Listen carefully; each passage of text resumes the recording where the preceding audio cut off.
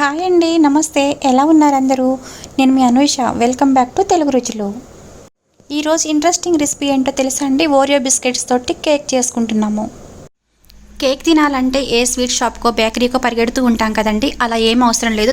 తక్కువ ఇంగ్రీడియంట్స్ తోటి చాలా టేస్టీగా, చాలా ఈజీగా మనం ఇంట్లోనే ప్రిపేర్ చేసుకోవచ్చు. ఈరోజు మనం ఓరియో బిస్కెట్స్ తోటి కేక్ ప్రిపేర్ చేసుకుందాము.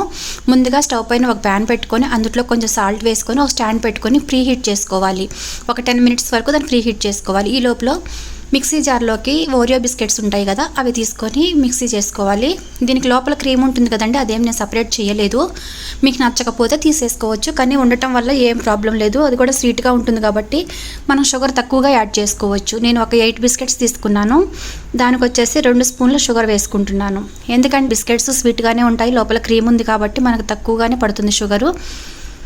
2 స్పూన్లు షుగర్ వేసుకొని దాన్ని మెత్తగా బ్లెండ్ చేసుకోవాలండి. చాలా మెత్తగా పౌడర్ చేసుకోవాలి.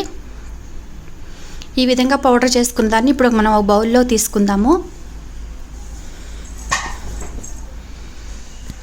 ఎప్పుడు మనం మైదాతోటి, గోధుమ పిండితోటి ఇట్లా కేకులు చేసుకుంటాం కదండి. ఓరియో బిస్కెట్స్తో కూడా కేక్ చేసుకోవచ్చు, చాలా టేస్టీగా ఉంటుంది.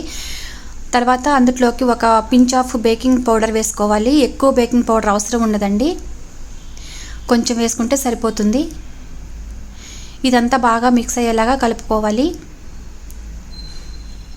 ఈ పిల్లలకైతే చాలా బాగా నచ్చుతుందండి. ఓరియో బిస్కెట్స్ తోటి కేక్ చేసాము అంటే చాలు, వాళ్ళు ఎంజాయ్ చేస్తారు అసలు.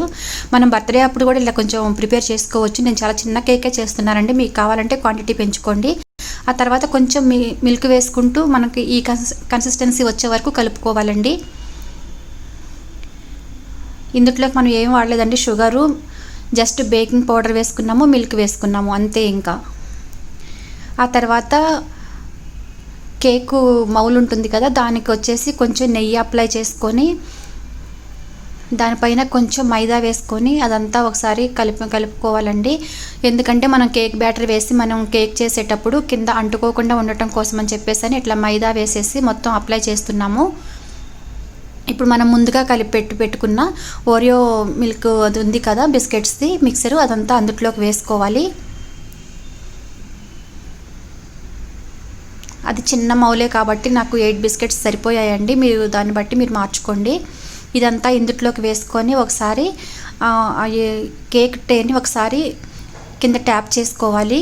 ఎందుకంటే ఎయిర్ బబుల్స్ ఏమన్నా రాకుండా ఉంటాయన్నమాట, లేకపోతే మధ్యలో గ్యాప్ వస్తుంది కేక్కి. ఇప్పుడు దీన్ని ఫ్రీ హీట్ చేసుకున్న ప్యాన్ పై పెట్టుకొని ఒక 20 మినిట్స్ వరకు మీడియం ఫ్లేమ్లో ఉంచుకోవాలి. మనకి నార్మల్ కేక్ లాగా ఎక్కువ టైం తీసుకోదండి, 20-25 మినిట్స్లోనే అయిపోతుంది.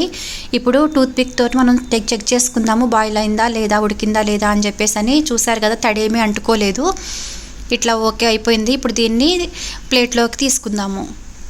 ఎంతో సింపుల్గా చాలా టేస్టీగా ప్రిపేర్ చేసుకున్నామండి ఈ కేక్ని. మీరు కూడా తప్పకుండా ట్రై చేయండి.